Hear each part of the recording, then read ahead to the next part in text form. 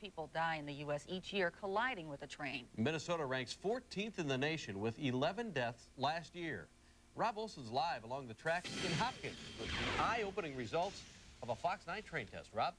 That accident in Anoka 2 months ago, in that case, the train was going 60, but that speed is actually the exception. Most train vehicle collisions happen when the train is traveling under 30 miles an hour. Tonight, you'll see how those speeds are still deadly and still too fast to stop.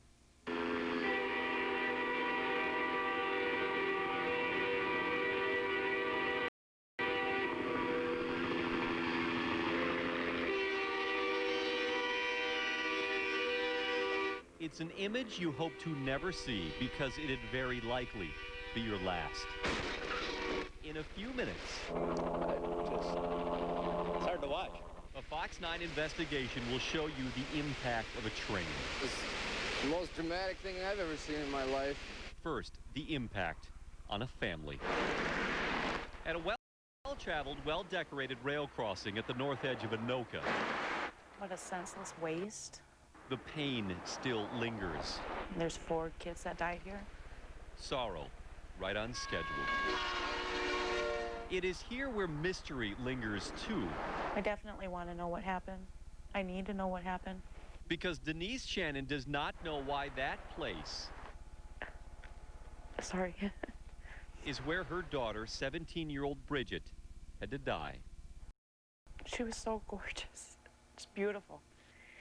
And she loved every part of life. Bridget Shannon's life ended September 26th, along with Brian Fraser, Corey Chase, and Harry Rhodes, hit by a Burlington Northern Santa Fe doing 60 miles an hour.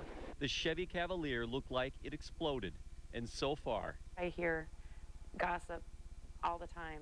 So-and-so was 1 car behind them. not a single eyewitness has come forward to tell investigators what they saw. Somebody else was 4 cars behind. Somebody else was 2 cars behind and saw the whole thing happen, and nobody's come forward to say anything. The families want to know if the crossing arms didn't come down. The railroad says the car drove around them. Burlington Northern warns a train that long, going that fast, takes up to a mile to stop. If a car tries to beat them, they only have seconds of warning and then can only watch helplessly. We're going to hit them probably at the same speed we see them.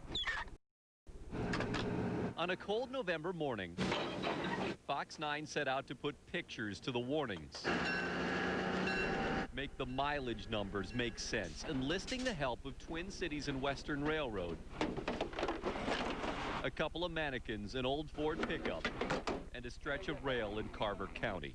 You've never done this before, have you? No, I haven't. Town Cities and Western is part of Operation Lifesaver, a national effort to teach rail crossing safety. The number one thing that we're trying to show here today is that trains can't stop quickly, and it's up to the drivers to make a good choice at the crossing.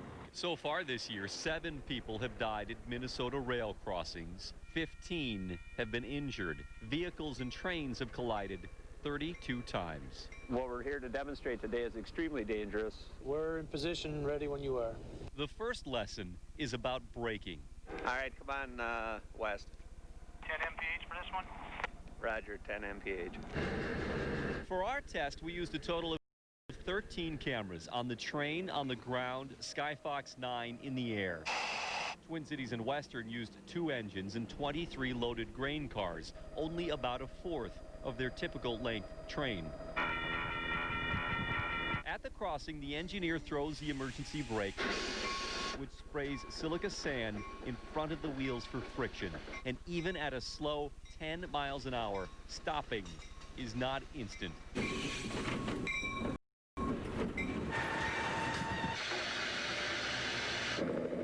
Dan Rickel and I walk off the exact distance. He is the general manager of operations for TC&W, keenly interested in what we'll find.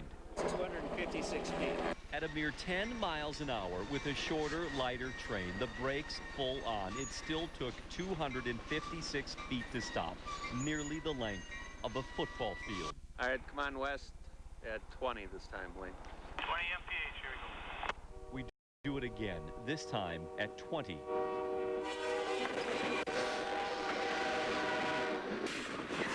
And again, the emergency brakes are barely noticeable at first, though the change in distance is. This is 625 feet. So double it and add 100 feet. Yep. At twice the speed, emergency braking takes more than twice the distance. 20 miles per hour, more than 2 football fields to stop. 625 feet. All right, you coming, Lane? Yeah, we're on our way. Now 30 miles an hour, the fastest Twin Cities and Western ever travels, still only half the speed of a Burlington Northern.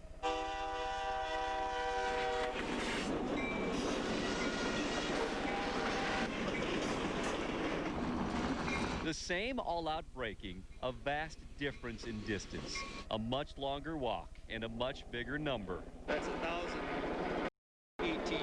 Proves their point. There is no stopping on a dime.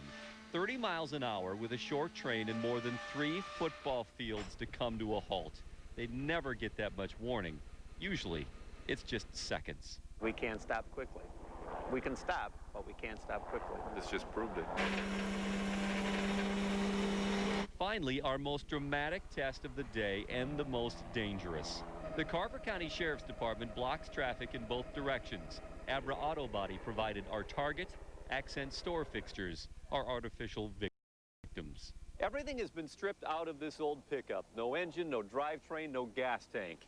We have 2 mannequins and 2 cameras and a train at the end of the track. The train accelerates to 20 miles an hour, our pickup waiting between the arms. From head-on, the vantage point of a driver, the train looks deceptively slow. But from other views, just 20 miles an hour looks a lot faster.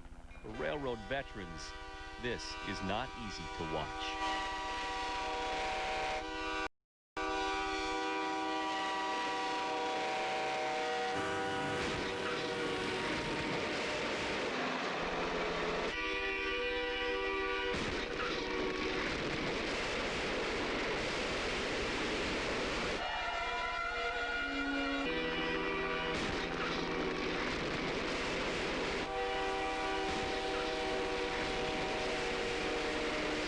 Chilling. Yeah, it is. Absolutely. Even knowing that it was a set-up thing.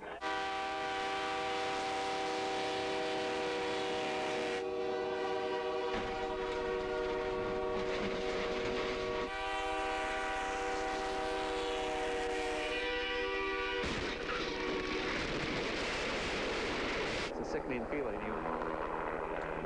And it regurgitates some of the stuff that I've experienced over the years. With the same emergency braking and now pushing a pickup, it still takes the train more than 600 feet to stop from 20 miles per hour. The added drag didn't slow it at all. Those riding on board say they saw nothing. We couldn't see the vehicle, so it really just felt like we ran over a pop can. And felt nothing, except absolute helplessness. By the time you see that vehicle on the tracks, at that point, it's pretty much too late. You know you're going to hit them. There's no question in my mind this would be a fatality here. I picked up rollovers and stuff, and it's never been like this. This is just the most intense thing I've ever seen in my life. A 20-mile-an-hour impact did all this to the truck, but to the train, a scuff and a couple of dents. We'll heat that up and rebend it out, right? Not much, then, is it? Not much. Denise Shannon wanted to watch our test and hopes it does some good. I think if it saves one life, then it's an excellent idea. Hopes her daughter didn't die due to impatience, wanting to be mad at a malfunction instead of a mistake. But if it does turn out to be a case of trying to beat a train, she begs it happened to no one else. It took 4 lives on September 26th. It's not a game at all. It's dumb. Don't do it.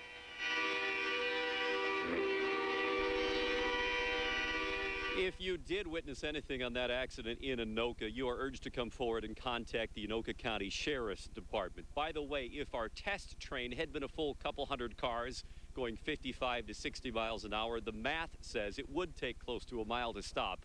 That would be around 18 football fields. Live in Hopkins, Rob Wilson, Fox 9 News. All right, unforgettable.